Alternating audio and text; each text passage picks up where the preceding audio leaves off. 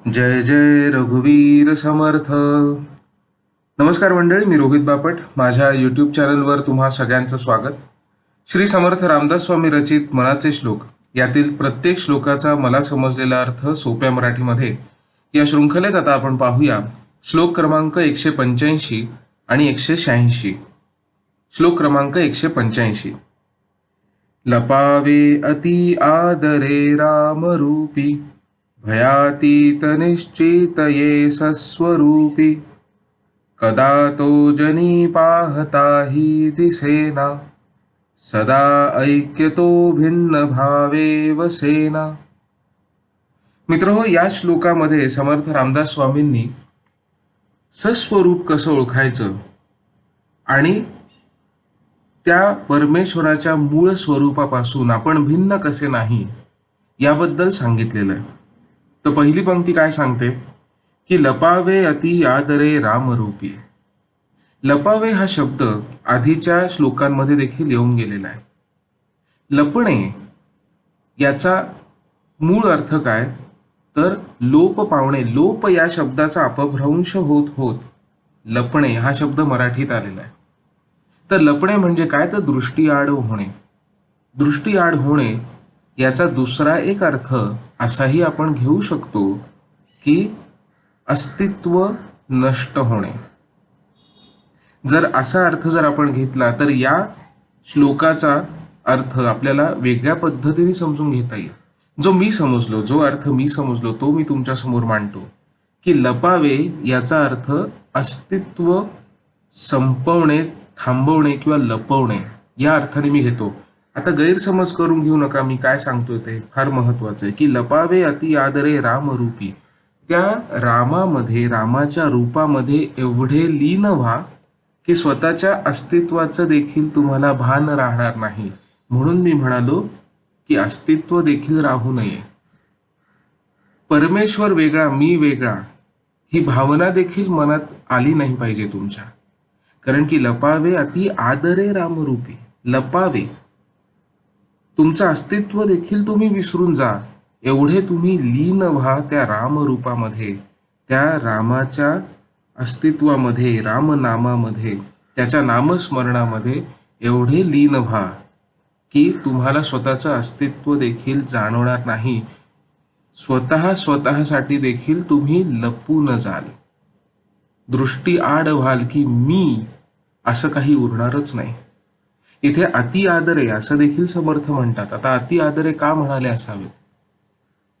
एक फार गमतीशीर गोष्ट आहे ती अशी की जो मनुष्य असं म्हणतो की मला कुठल्याही प्रकारचा गर्व नाही, खरं तर या वाक्यातच गर्व आहे. कारण की इथे मी पण आहे. कल्पना करून बघा, मला कुठल्याही प्रकारचा गर्व नाही या वाक्यात कुठेतरी त्या गच्या बाधेचा दर्प हा येतोच. म्हणून हा दर्प आपल्या विचारांना न आणू देता केवळ रामभक्ती करा, केवळ तुमच्या परमेश्वराच्या चिंतनात राहा, त्याच्या दिशेने वाटचाल करत राहा. म्हणजे आपोआपच हा मीपणा गळून जाईल आणि तुम्ही लपून जाल. तर दुसरी पंक्ती काय सांगते की भयातीत निश्चित ये सस्वरूपी.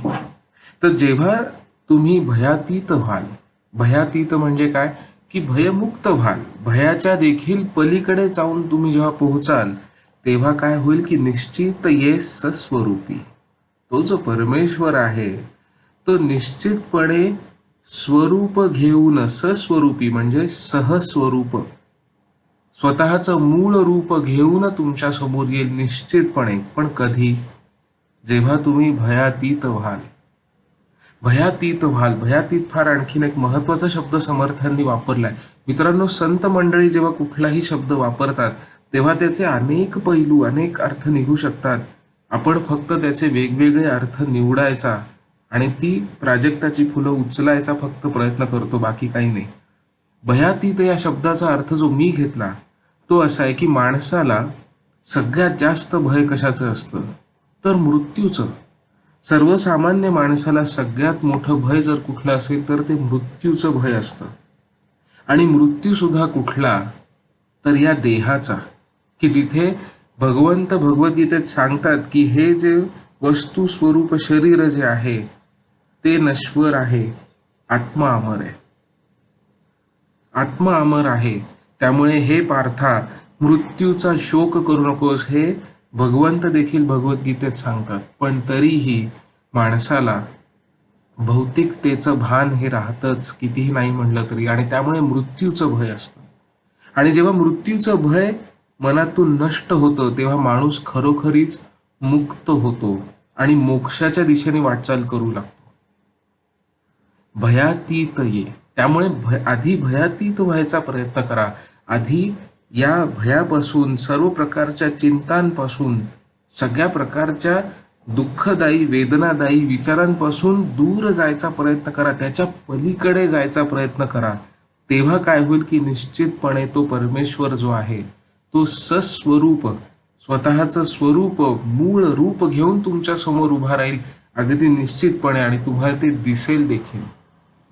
या वाक्याचा आणखीन एक अर्थ आहे, तो मी तुम्हाला या श्लोकाच्या शेवटी सांगेन, की जो आणखीन काही संदर्भ जे मला लागले ते मी तुम्हाला सांगेन या श्लोकाच्या शेवटी.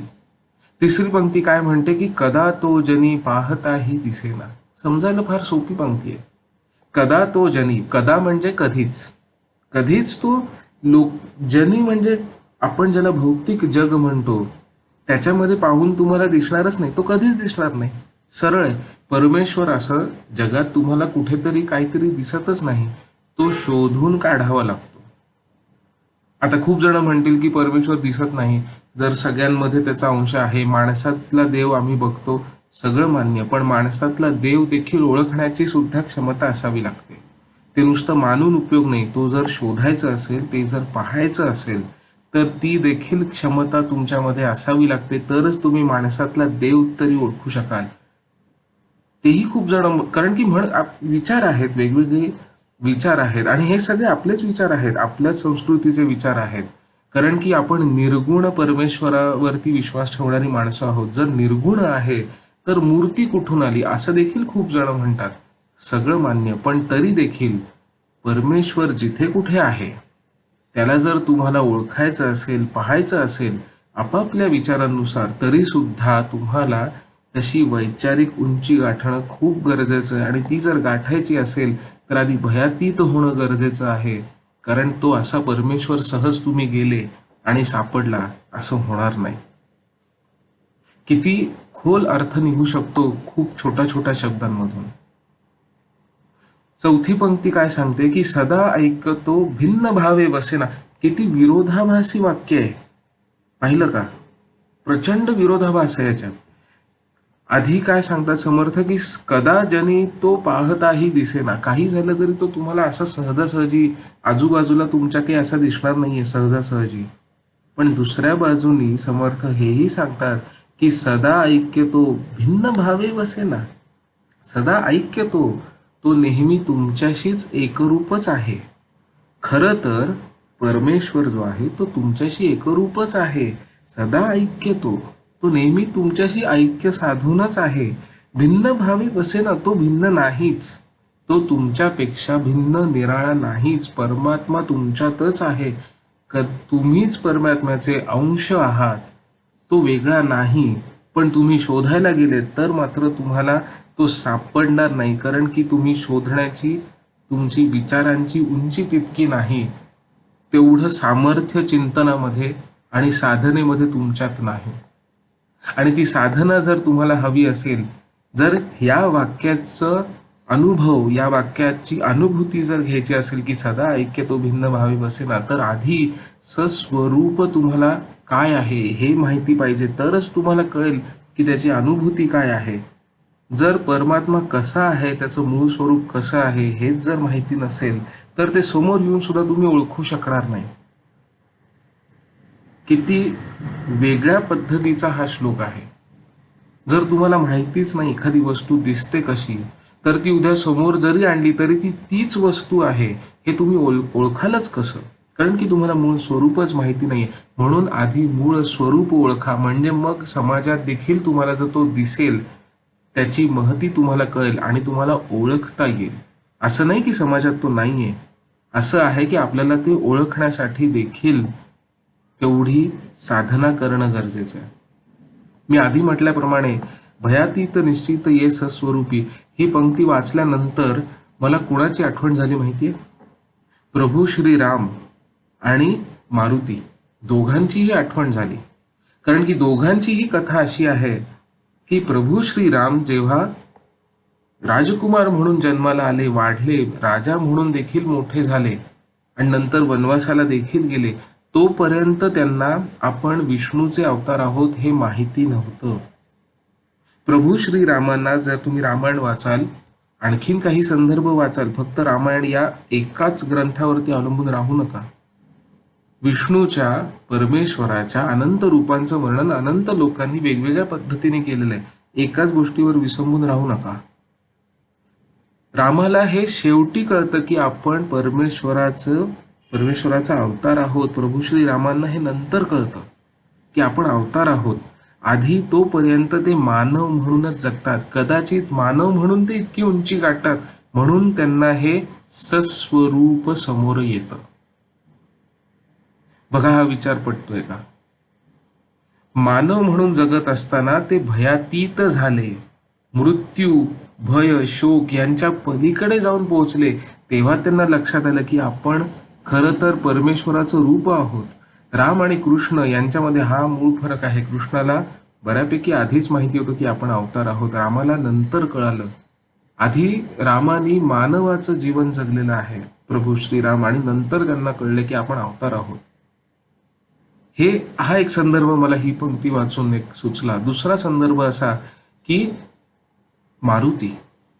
मारुतीची देखील कथा अशी आहे की जेव्हा रावणाने सीतेला पळवून नेलं लंकेमध्ये, आणि जेव्हा आता तिकडे जायचं कसं हा प्रश्न पडला, तेव्हा सगळे जे वानर, जे कोणी सेना होती, सगळे सेनानायक जे होते, त्यांनी मारुतीकडे याचना केली की हे मारुती, तुझी शक्ती ओळख.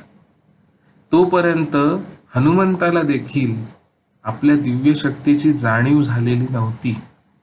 कथा हेच सांगते की मारुतीला आपल्यात ही दिव्य शक्ती आहे याचा विभ्रम झालेला होता, विस्मृतीत गेलेलं होतं. एका ऋषींच्या शापामुळे मारुती सगळं काही विसरला होता की आपल्याकडे ही दिव्य शक्ती आहे. हनुमंतांना नंतर समजलं, जेव्हा त्यांनी स्वतःचं रूप ओळखलं, जेव्हा ते भयातीत झाले, जेव्हा ते सर्व प्रकारच्या मोहांपासून, सर्व प्रकारच्या भौतिकतेपासून मुक्त झाले, तेव्हा त्यांना जाणीव झाली की सस्वरूप काय आहे, स्वतःमध्ये दिव्य शक्ती कुठली आहे. आणि तेव्हा त्याची जाणीव झाली हनुमंतांना, आणि मग ते लंकेला गेले समुद्र पार करून. नाही तर प्रश्न पडला होता, समुद्र पार कसा करायचा. ही पंक्ती वाचून मला हे दोनही, प्रभू श्रीराम आणि मारुती, या दोघांचेही संदर्भ मला इथे दिसले.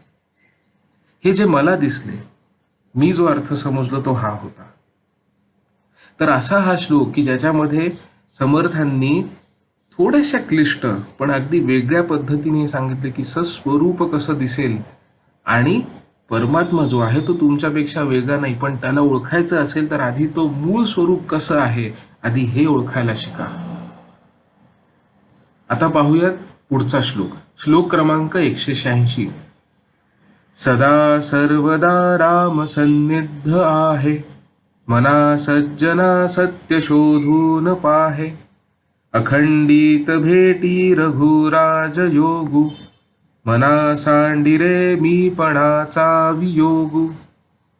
पहा, याही श्लोकामध्ये समर्थांनी प्रभू रामाचं रूप कसं आहे, त्याचं मूळ रूप कसं आहे, आणि त्याच्याशी निरंतर भेट कशी होत राहील प्रभू श्रीरामाशी, हे सांगितलेलं आहे. इथे प्रभू श्रीराम हे मी परमेश्वरच समजतो, त्यामुळे परमेश्वराची भेट कशी होत राहील, त्याचं रूप तुमच्या डोळ्यासमोर कसं राहील, आणि तुमच्या मनाला देखील थोडासा आधार देणारा हा श्लोक आहे. हा श्लोक वाचून माझी भावना सांगतो की मला मनाला आधार वाटला. आधार काय वाटला की सदा सर्वदा राम सन्निध आहे. हा विचार करून पहा की प्रत्येक क्षणी, प्रत्येक सुखाच्या, प्रत्येक दुःखाच्या, प्रत्येक क्लेशाच्या, त्रासाच्या आणि विजयाच्या देखील प्रसंगी, त्याही क्षणी राम सन्निध आहे. मनाला किती आधार देणारी ही गोष्ट आहे. आणि हे समर्थ सांगतायत, मी याला निश्चित सत्य मानतो की राम तुमच्या आजूबाजूला आहे, प्रभू श्री राम तुमच्या आजूबाजूला आहेत, तो परमेश्वर तुमच्या आजूबाजूलाच आहे, काळजी करू नका. हे मी समजलो. जो मी अर्थ समजलो तो हा, की सदा सर्वदा राम सन्निध आहे, काळजी करू नकोस मना, तू काळजी करू नकोस. आधीच्या श्लोकात सांगितल्याप्रमाणे भयातीत व्हायचा प्रयत्न कर, काळजी करू नकोस. राम तिथेच आहे, राम तुझ्या आजूबाजूलाच आहे, काळजी करू नकोस. चिंताग्रस्त होऊ नकोस की देव आपली पाठ सोडेल की काय. देव सोडणार नाही, देव तुमच्याच आजूबाजूला असेल. फक्त भक्ती ठेव, विश्वास ठेव, साधना कर. आणि म्हणूनच दुसऱ्या पंक्तीत सांगतात की मना सज्जना सत्य शोधून पाहे. आता हेही समर्थ रामदास सांगतात की मी सांगतोय म्हणून नाही, तुझं तू शोधायचा प्रयत्न कर. मी तर माझं सत्य तुला सांगतोच आहे की सदा सर्वदा राम सन्निध आहे. समर्थांनी त्यांचं सत्य तर आपल्याला सांगितलंच आहे की ज्याला मी पूर्ण सत्य मानतो मी स्वतः. पण तरीही समर्थ आपल्याला सांगतात की तरीही तू देखील तुझ्या पुरतं का होईना पण सत्य शोधून पहा. हे मना सज्जना, तू सत्य शोधून पहा. मना आधी तू सज्जन हो. खूप जण मना सज्जना हे दोन शब्द अगदी सहजपणे वापरून टाकतात, पण ते सहजपणे असे आलेले शब्द नाहीयेत. संतांनी जेव्हा कुठलेही शब्द मांडले तेव्हा पूर्ण विचार करूनच ते मांडलेले आहेत. त्यांची उंचीच तेवढी होती विचारांची की मना सज्जना, रे मना आधी तू सज्जन हो. सज्जन, सत्य या शब्दावरनं आलेला हा शब्द आहे. सज्जन, सत्याच्या मार्गावर असलेले जन हे सज्जन. त्यामुळे मना सज्जना, तू सत्य शोधून पहा की बघ मी सांगतोय की तेच सत्य आहे की नाही. तू सत्य शोधून पहा, आजूबाजूला पहा, तुला राम दिसतो की नाही. हाही विचार थोडासा वेगळा आहे, हाही अर्थ मी घेतला त्याच्यातनं. जो मी समजलो तो असा आहे की तुला जर विश्वास बसत नसेल तर आजूबाजूला थोडं उघड्या डोळ्यांनी पहा, सगळीकडे तुला रामच दिसेल. भक्ताची अवस्था ही अशीच असते. जळी स्थळी काष्ठी पाषाणी पांडुरंगच दिसतो, तसं जळी स्थळी काष्ठी पाषाणी तुला परमेश्वरच दिसेल. आजूबाजूला कुठेही पहा, यासाठी फक्त तुला विश्वास आणि श्रद्धा ठेवावी लागेल. आजूबाजूला पहा, राम सन्निध आहे. मनाला खूप आधार देणारे अशी ही वाक्य आहेत. मना सज्जना सत्य शोधून पाहे, बघ तू आजूबाजूला, तुला प्रभू श्री रामच दिसतील. शेवटी तुला तो परमेश्वरच दिसेल. आणि जर अखंडित भेटी रघुराज योगू असं व्हावं असं वाटत असेल, तिसरी पंक्ती काय म्हणते, अखंडित भेटी रघुराज योगू, तर काय करावं लागेल, तर मना सांडिरे मीपणाचा वियोगू. थोडासा क्रम बदलून आता मी या पंक्ती तुम्हाला सांगतो की मना सांडिरे मीपणाचा वियोगू, अखंडित भेटी रघुराज योगू. चौथ्या पंक्तीचा अर्थ थोडा आपण आधी बघूयात की मना सांडिरे, मना सोड, सांडिरे म्हणजे सोडून दे, त्याग कर. मना सांडिरे मीपणाचा वियोगू. आता वियोगू हा शब्द इथे का आला असेल? वियोग याचा अर्थ असा आहे की एखाद्या व्यक्तीचा मृत्यू झाला किंवा ताटातूट झाली तर तेव्हा होणारं दुःख. वियोग म्हणजे दुःख, ताटातूट झाल्यानंतरचं दुःख आहे हे, मात्र लागल्या खुपण्याचं दुःख नाहीये. हे जेव्हा ताटातूट होते, एखादा माणूस जेव्हा मृत्यू पावतो तेव्हा त्याच्याबद्दल असलेला जो शोक आहे, ते जे दुःख आहे त्याला म्हणतात वियोग. पण इथे मीपणाचा वियोग. आता मीपणाचा कुठला वियोग आहे? विचार करून पहा, मीपणा म्हणजे काय. आता आपण हे समजून घ्यायचा प्रयत्न करू की मीपणाने काय होतं. जेव्हा माणसाला मीपणा जेव्हा अंगी बाणवतो, जेव्हा गर्वाची बाधा होते माणसाला, तेव्हा होतं काय की मी असं एक अस्तित्व वेगळंच निर्माण होतं. मी हे अस्तित्व. आणि जेव्हा मी होतो तेव्हा तो परमेश्वर जो आहे त्याला तुम्ही तुमच्यापासून वेगळं करता. समर्थांनी आधीच्या श्लोकात सांगून ठेवलेलं आहे, सदा ऐक्य तो भिन्न भावे वसेना. तो वेगळा नाहीये तुमच्यापासनं. पण जेव्हा तुम्हाला मीची बाधा होईल, मीपणाची, तेव्हा तुम्ही स्वतःला त्या परमेश्वरापासनं वेगळं कराल, त्याच्याशी फारकत घ्याल. आणि ही फारकत जर तुम्ही घेतली तर त्याची परिणिती जी होणार आहे ती वियोगात होणार आहे. ही वियोग इथे जो शब्द आलेला आहे तो आत्मिक वियोग आहे. वेगळ्या पद्धतीचा वियोग आहे हा.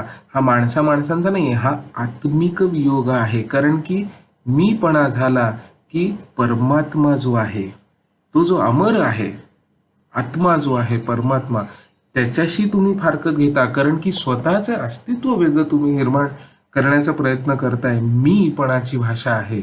मीपणा असेल तर परमात्म्यापासून फारकत झाली. स्वतःचं अस्तित्वच जर असं काही नाही, सगळं काही परमात्माच आहे, तर तुम्ही ते जर करू पाहिलं तर त्या परमेश्वराशी फारकत नाही का? आणि मग ती जर फारकत होणार असेल परमेश्वराशी तर त्याची परिणिती तुमच्या वियोगातच होणार, त्या दुःखातच होणार. म्हणून मना सांडिरे मीपणाचा वियोगू. हा मीपणातनं जो आलेला जो वियोग आहे ना, त्याला सोड. तो मीपणा पण सोड आणि त्या मीपणामुळे जो झालेला वियोग आहे त्याचा देखील त्याग कर. त्याला देखील सोडून दे. मीपणाच्या गर्तेतून बाहेर पड आणि समजा चुकून. आता हेही सांगतो की समर्थांनी माझ्या मते जर कुणाला मीपणाची बाधा झाली असेल तर त्यावर औषध काय हे देखील या पंक्तीत सांगितलंय. वेगळ्या पद्धतीने जर अर्थ पाहिला या पंक्तीचा तर असा की मना सांडरे मीपणाचा वियोग. ठीक आहे, तुला मीपणाची बाधा झाली, पण जेव्हा तुला सद्बुद्धी होईल, जेव्हा तू प्रायश्चित्त करशील, तुला पश्चाताप होईल, तेव्हा मात्र तुला त्या वियोगाचं दुःख सहन करावं लागेल. कारण की पश्चाताप जो आहे ते दुःख असतं. आणि हा पश्चाताप कुठला की मी परमेश्वरापासून दूर झालो, त्या परमात्म्यापासून दूर झालो, हा वियोग आहे. हा जर वियोग तुझ्या मनात असेल, पश्चाताप जर तुला झाला असेल, तर हे मना ते झटकून टाक आणि पुन्हा धर्माच्या मार्गाला राहा, पुन्हा सत्याच्या मार्गावर ये. दोन्ही पद्धतीने समर्थांनी आपल्याला हे सांगायचा प्रयत्न केलाय असं मला वाटतं की एकतर मीपणा सोड आणि समजा मीपणा जरी बाधा झाली असेल मीपणाची आणि त्यामुळे तू वियोगात असशील, पश्चाताप करत असशील, तर काळजी करू नकोस. तो वियोग तू सोडून दे. तो सोडून दे. वियोग म्हणजे होईल काय? अखंडित भेटी रघुराज योगू. रघुराज प्रभू श्रीरामांना, परमेश्वराला अखंडित भेटण्याचा योग तुझ्या आयुष्यात येईल. आता अखंडितपणे भेटण्याचा म्हणजे काय? तर एका अर्थी तुझ्या बरोबरच राहतील ते. बरोबर? अखंडित भेट याचा अर्थ काय की तुझ्या बरोबरच राहणार नेहमी.